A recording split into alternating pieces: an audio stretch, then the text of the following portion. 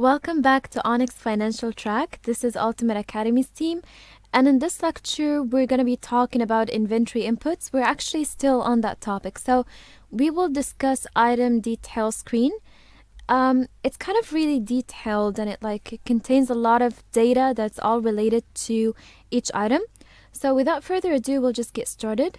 First thing we'll do is explain some icons here in the header. So from this icon, we can import all the item details from an Excel sheet. When we click on it, it will bring up a screen similar to all of the screens that we've seen before to import from an Excel sheet. So the process is pretty much the same. Only difference here is that this list and the window next to it. From this list, what we can do basically is that we can select the columns that we will use to describe our items and what kind of information are we going to record about each item. For example, if we select item color, it will move to the window selected columns. This is one way to add the item's details. The second way is to use the screen itself, which by the way contains 18 tabs in total. So let's first talk about the section at the top. Item type. From the drop-down menu, we will select the item type that of course is in case you have added several types from the items type screen.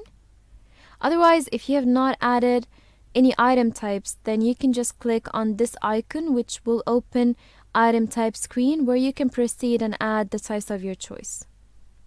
Group code. Hit F9 to select the main group code to which we will link this item. If you have no group, then you can click on this icon, which will take you to the screen main group details where you can add groups that you can link this item to. And just note that this field is actually mandatory. Then we have subgroup number, subgroup number, similar group, assistant group, detail group, and classification. All of these fields are the exact same idea, and we'll deal with them the same way, except that similar group screen will bring up alternative group screen. Item code and item name are both mandatory fields. For name is not mandatory, but in case you're using the English interface, then you will need to fill that in English, of course, so you can view this item's name throughout the whole system. Then we have barcode number. This is where you see the barcode for this item. In case we selected from the inventory parameter screen to automatically generate the barcode, then it will come up here once we click on save. Otherwise, you will need to put that in manually. Reference number, in case you have imported this item's data from any documents or invoices, or just type in basically the reference number for the document from which you've retrieved the data. By the way, this field is optional. In the window on the right, we can add the item's image, and in the lower section, we will start with the first tab, master details. First field is item description and description font. Vendor code, you will hit F9 and select the vendor. After you've selected the vendor name and currency will both be filled in. As for vendor price, that one you will have to enter manually. If the vendor is linked to more than one currency, then you can select one of these currencies from the drop-down menu. Add the primary cost manually, and note that this field is actually mandatory. Default unit, mandatory as well, and once you click on the field or hit F9, it will bring up a screen with all the measurement units that we've added. Then you can select the default unit for this item. If you haven't added any measurement units before, then you can click on this arrow and it will take you to the measurement unit screen where you can add a measurement unit.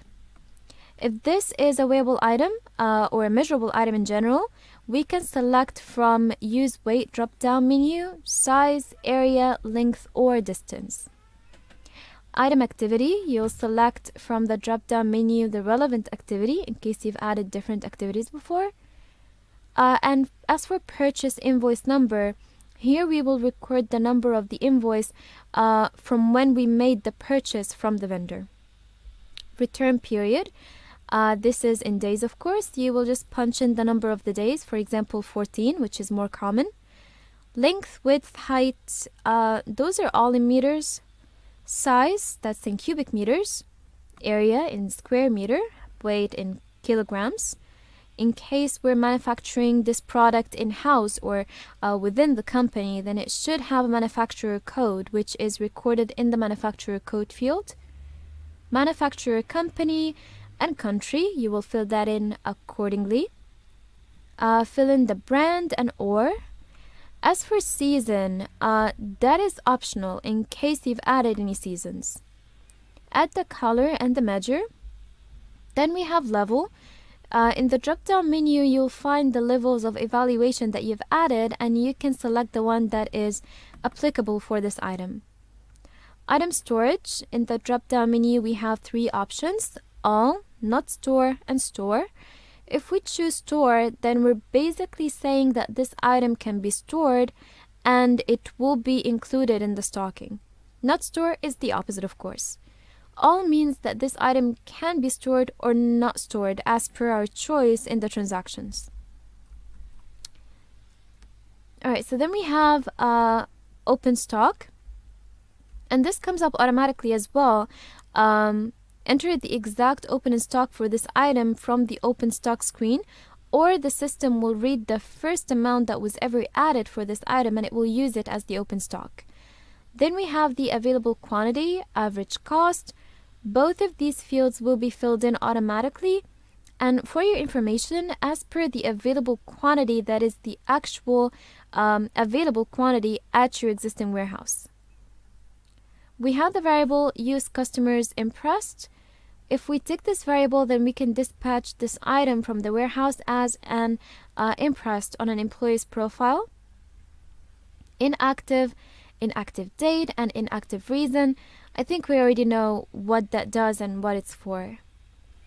As for under sealing, if we activate this variable, then we're marking this item as a position of a different company basically, and we're just selling it for them, but we do not own it, which means that it will not have any impact on our main stock account, whether in dispatch or receiving, but it will affect the under sales account.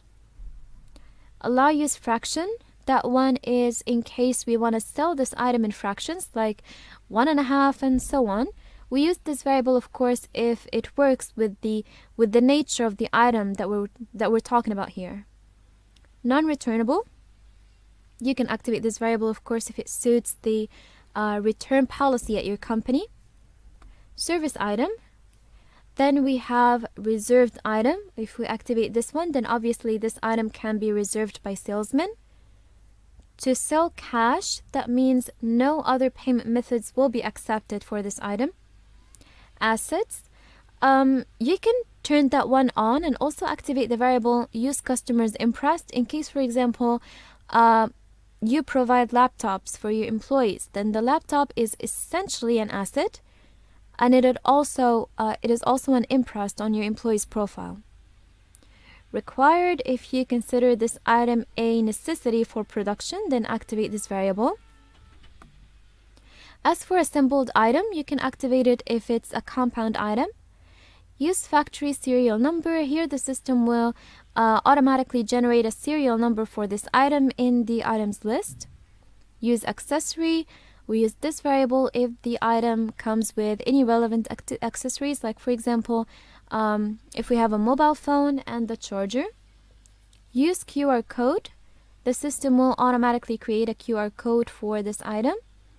And the final variable that we have in this tab is imported from Excel file. It's deactivated here as the data we entered was entered manually and not from an Excel sheet. However, if you import this item's details from an Excel sheet, then this variable will be activated automatically. Moving on to the second tab, item units. Now, the table that we have here in this tab will be automatically filled in except for one column, which is the unit. In this column, we will specify the measurement unit for this item. After we select the measurement unit, we determine exactly what it will be used for. Is it the main unit, sales unit, purchase unit, stocking unit, not for sale, and so on. If we check the inactive box from the right, then the system will disable this measurement unit, the one that you've deactivated, of course. Then we have excluded from discount cards. This means that you can actually apply a discount on this item. However, you cannot apply the discount through a discount card. Moving on to other data. We have 3 sections in this tab. Let's take it from the top. So first we have allow free quantity, and if we activate this variable, then we will have to fill in the opposite field, free quantity percentage. Here we will specify the exact percentage from this item's total stock that will be free of charge.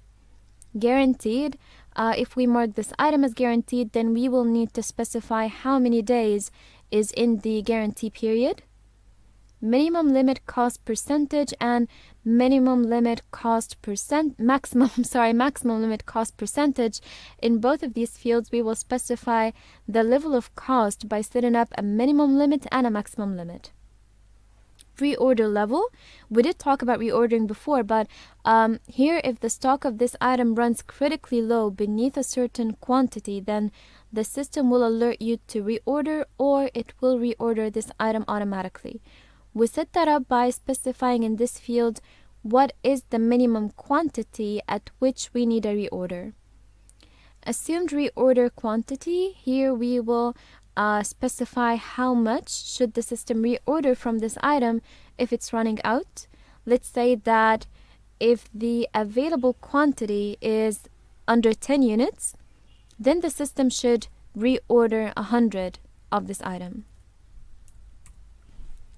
Alright, so then we have has commission, and if we activate this variable, then this item's sales has commission, and that's linked to commission type. You can select whether the commission is a percentage or an amount from the drop-down menu, and after you make your choice, you will specify in the following field how much is the percentage or the amount. Alright, now in the section in the middle, we have 2 checkboxes. Restaurant item. That is, of course, if you're on a restaurant, then you can check this box. And also we have has alternative, and that is for specific activities like pharmacies. Weighted item. If we activate this variable, then we can use all the fields in this section, and this is related to weighable items. We'll move on to the next tab, vendors. Here we will identify the vendors who supply this item. In vendors code, you will hit F9 to bring up the list of the vendors that you've entered before. Select the right one, and once you've selected the code, the system will populate the name, and then we can enter the price of purchase. In currency, we will specify the currency we use to deal with this item. And for your information, if you've entered only one currency for this vendor, then the system will automatically or by default select that currency as it's the only available one. As for main vendor, that one is to determine the main vendors who will supply this item. And in case we make a purchase request, we will see these vendors' information top of the list before the rest of the recorded vendors. Next tab, inventory. So in this tab, we link the item with the warehouse that the user will be using to store this specific item. In warehouse field, you will press F9, select the warehouse, and the system will fill in the name and the available quantity. Inactive checkbox, in case we want to suspend basically this item's transactions with a specific warehouse. Next tab we have is item limits. From this tab, we determine the minimum and the maximum limit for this item stock in the warehouse. We can also specify the reorder level and the assumed reorder quantity. Next tab, movement type. The tab here is divided into 2 parts. The first part is where we specify the way we review the item's movement. After we fill in the data at the top, the system will automatically show you the statistics in the table that's here on the screen. Next tab is sales turnover. And in this one, we view the turnover for the sales processes that are related to this item. In the upper section, we will select the warehouse. Now, the warehouse we select here will be the one we view this item's turnover at. And the data will show up automatically in the lower table. Moving on to analysis data. Same idea, select the warehouse and then you'll click on view. The data will show up automatically in all the fields in the 3 sections below. Alright, so next tab is prices. And from this tab, we review the pricing level linked to this item. Then we have compound items. And in this tab, we can import compound items data from an Excel sheet, and the data will show up in the table. We have an icon called compound items. Now, when you click on that icon, basically it will direct you to a screen called assembling compound items, where you can collect and create the compound items. Next tab is additional data, and this tab consists of a few empty fields where you can enter any additional information for this item. The tab after that is bin location, and in this one we see the shelves that this item is linked to and where these shelves are, in which warehouses I mean. Then we have accessory movement, and in that tab basically we can see information about the accessories related to this item if it does have any linked accessories. We choose the warehouse document type, and in document type drop down menu we have 27 types. We can select one to view the accessory movement for this item, and the data of course will be visible in the table. Then we have requirement. This one is a statistical tab where we can view this item's requirements. The final tab that we have is alternative, where we can add any alternative items for this item. And like we mentioned before, this is useful for some activities like pharmacies. To use this tab or to add any alternative items, we can click on the item code, press F9 to bring up the list of the recorded items, and you will select all of the alternatives basically.